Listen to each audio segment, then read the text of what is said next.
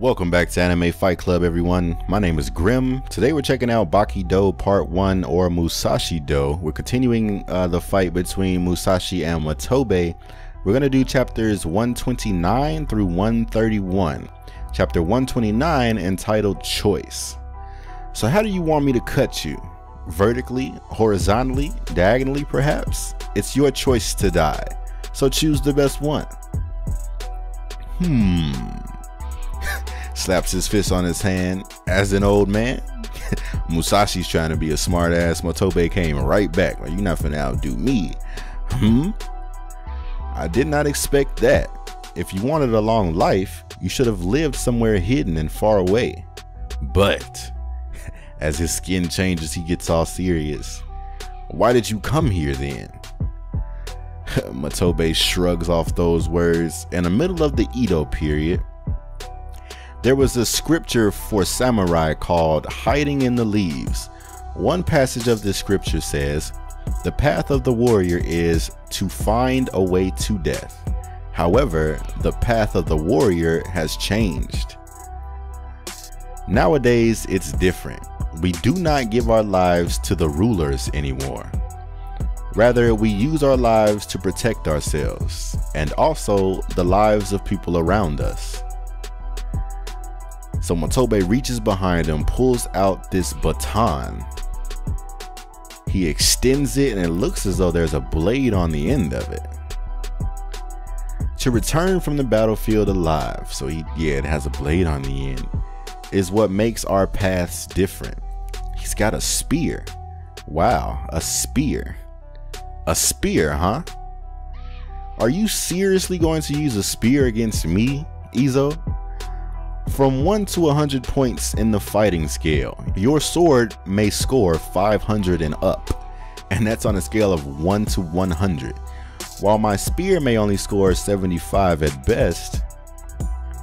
He plants his foot, shoots himself forward, but I'm good at beating the odds.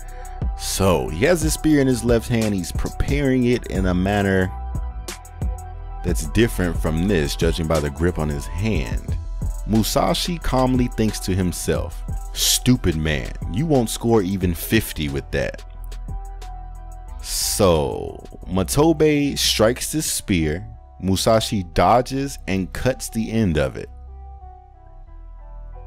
Clean cut, the blade falls off, and as it's falling, Motobe has lifted his left foot and is going for a left roundhouse.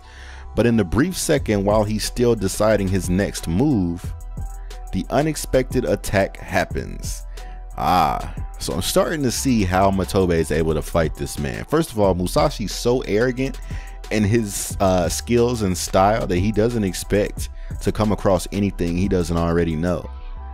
So he thought he was done, that he was about to slash that spear and then say something to Motobe or have some type of exchange. And as soon as he cut that thing, he hit him with a left roundhouse. He probably didn't even want to strike him with that spear. It was just a distraction for that next attack.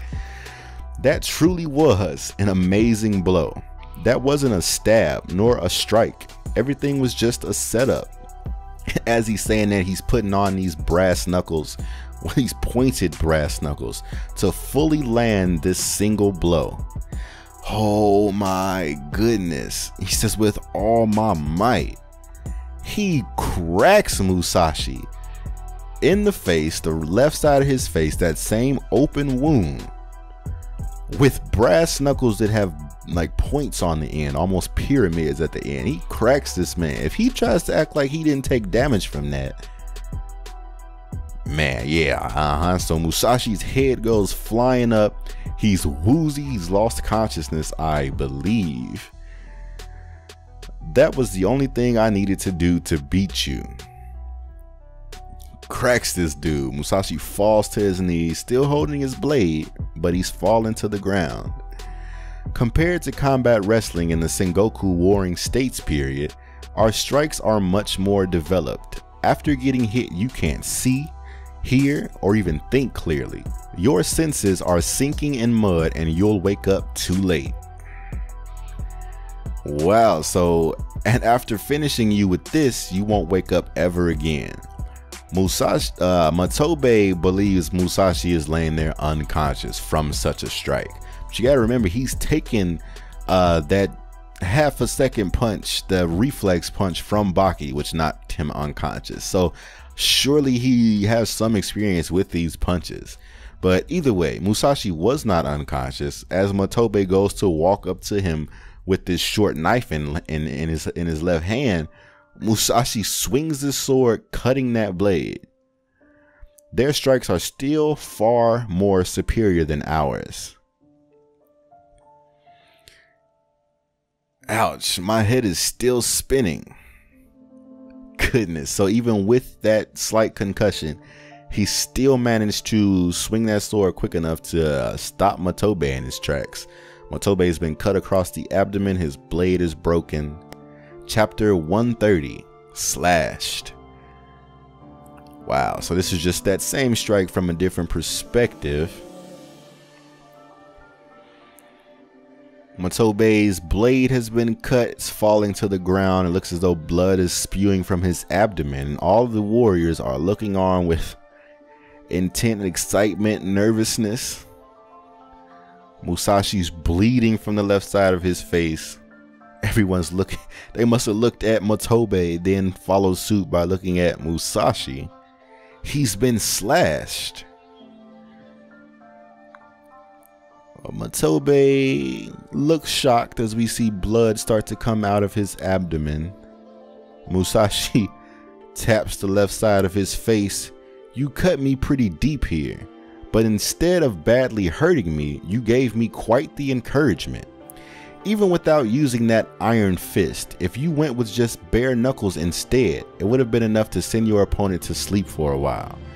By the way, Motobe, by any chance, are you wearing chain armor? I figured as much, because I'm like, I feel like blood should have came spewing from his abdomen, but all we see is some red. Kusari Gusoku chainmail, known back then as chain armor, consists of small metal rings linked together to form a mesh.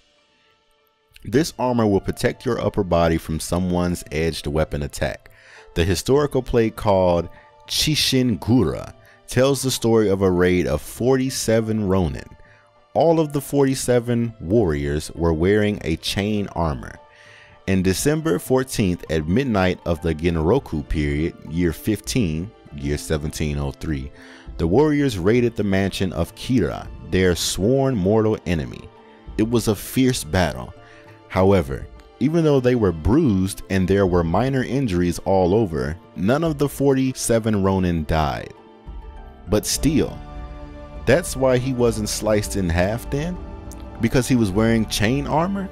No, he wasn't badly cut. At least he wasn't supposed to. But even if he wasn't cut, Motobe's fallen to the ground. A bullet cannot pass through this. A bulletproof vest made out of Kevlar. But if the bullet's caliber is large enough, even if the vest can successfully protect the person who's wearing it, the shock will be too immense for a human to withstand, and as a result, his body will still be severely damaged. If you're wearing chain armor, I can't cut you anymore. Is that what you're thinking now? The same thing happened to me. This is Jack when he took a bite into Motobe's shoulder. When I bit into his coat that was made of special fiber, my teeth were completely shattered. You must know that I can kill someone even with the back of a sword. I can kill with a wooden sword or even with a bamboo sword if I wish it so. It happened countless times. None of you is an equal match to this Musashi under heavens. Have you that much faith in that piece of chain armor? He's so confident in his own abilities. I can see them underneath, in your arms, your legs. You're wearing armor pieces for limbs, right? Oh goodness, so this is what Musashi's seeing under his clothes. We had no indication of that, but Motobe came super prepared. You got a problem with that? Musashi drops down. Oh goodness, or so I thought. He looks like he just swung the sword. Do not feel insulted by this, warrior Motobe Izo. But in the next move, I'm going to finish you off. Musashi, I'm aware of your impressive skills, which is why I want to put them to the test today. Kumamoto Castle, the master of the castle Hosokawa Tadatoshi. Oh, do you seriously want to test my skills? Look at an older Musashi. Chapter 131, the bisection of an enemy's life. Wow, so we have an older Musashi here. He's older than he was, well, than he is now fighting Motobe. This is the newest model of war helmets. A talented swordsmith in Seki made it, with the highest quality steel we could find. This poor dude. Its strength and resistance is incomparable. You have tested your sword on dead bodies before. Why don't you try it on this helmet? So it looks like he hit it with a wooden sword. It broke. Then he hit it with a katana and it shattered. Both the wooden and long sword were not able to cut it, though rather they were the ones that got damaged. This poor dude's wearing this helmet, sweating, he's scared. What do you think? Do you think you can smash it, Musashi? Just by taking a quick look, I can see the cold shining of the thick iron. A remarkable work as expected from a swordsmith from Seki. It is impossible to smash it in just one try. So the dude wearing the helmet smiles. But when it comes to the bisection of the enemy's life underneath, I have no problems with it.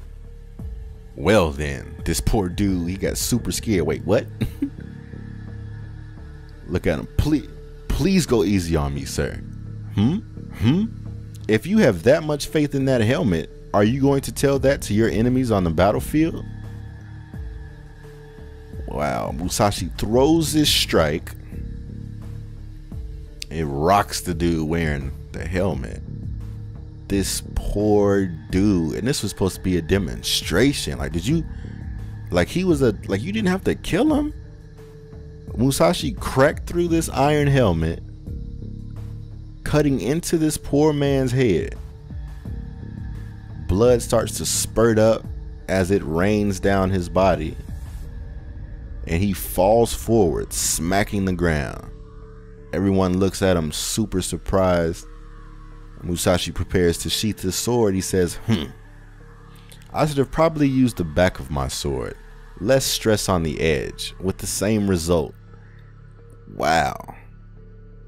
Resheaths it. Well done.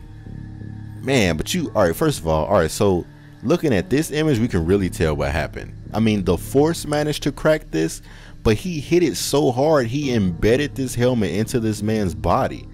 Like, look at his shirt, his shoulders, his back, like all like covering this helmet because it's been pushed down that far in him. I'm sorry guys, we're actually going to go back a couple frames just so I can see if they showed any more of that. If it looks as though, yes, he smashed his head into his body. His chin is almost under his pectorals. Wow, Musashi is terrifying. So now we're back to seeing him and Motobe, and it looks as though he actually swung that sword to cut off Motobe's wrist. It wasn't like a hand strike. Golly, so he whacked his wrist and broke it, even though Motobe is wearing that armor. Shibakawa says it's been broken. It's still connected, eh? It was a good idea to wear armor after all. It's useless. When a bulletproof vest is attacked with a pickaxe, even if it doesn't rip all the way through, the tip of the pickaxe can still kill the person. Instructor Motobe, have you forgotten who's in front of you? Your opponent is not your run-of-the-mill thug. He is the sword saint. So it looks as though Motobe reached in his jacket. Yeah, he did. Motobe reached in his jacket to pull out some throwing knives, and Musashi leans down and cuts both his ankles or shins. Golly, broke through both of those armors. So now both Motobe's legs are broken, as is his left arm or left wrist. Musashi, golly, leans in and throws his sword a right strike into the left side. I'm sorry. Yeah, a right strike into the right side of Motobe's body. Looks as though Motobe is losing consciousness. He should probably be dying. "This fight is over," yells Baki. "Stop it already, you silly fool. We're past the point of no return. If I stop now, I won't be able to protect all of you." Wow, so Motobe is still in the state of mind that he is protecting someone. That is the end of today's video. What a way to leave Motobe, for one. Is he going to be able to come back? Is he still protecting them, or is he delusional at this point? Leave a comment below if you would like to theorize. If you know for sure, please keep it to yourself. Please leave a comment, hit the thumbs up, share with your fellow otaku, leave any comments on any thoughts you might have had throughout the video. Please subscribe if you haven't already done so. If you have, thank you very much. There are links in the description that would allow you to catch up to any given point in the Baki universe, as well as Kengan Ashura. I hope you guys will hit the bell notification so you don't miss any future uploads. I hope you'll subscribe to my gaming channel, Grim Games. I hope to see you over there soon. Hope to see you next video, and as always, otaku for